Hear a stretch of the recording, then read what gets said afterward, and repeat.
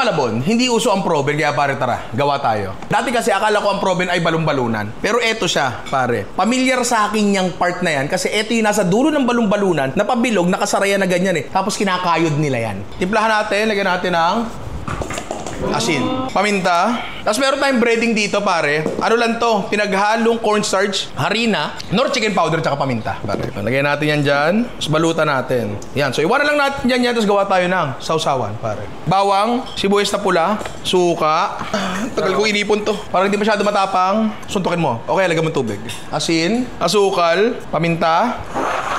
Oh, prito na tayo. Lagyan natin dyan. Yun. Ba't kaya walang proven dito sa Malabon? Ang dami kailangan patunayan dito. Oh, ganyan yun, oh. Diba? Sir, bukas na ako, sir. Sir, 10 order. Teka lang, titikman ko muna. Baka hindi masarap eh, ha? Kuha tayo. Ganyan yaang sausaw natin sa ating suka. Ay, yan pare. Ang the perfect bite. Sir, pakabalik po yung sausawan. It's been proven and tested, pare. Masarap nga. Ay, masarap, di ba? So, yun nga, kung wala kayong mabiling proben, pwede na balon-balunan kasi parang balon-balunan din yung texture niya, di ba? Try nyo, pare. Dali lang. Sarap pa.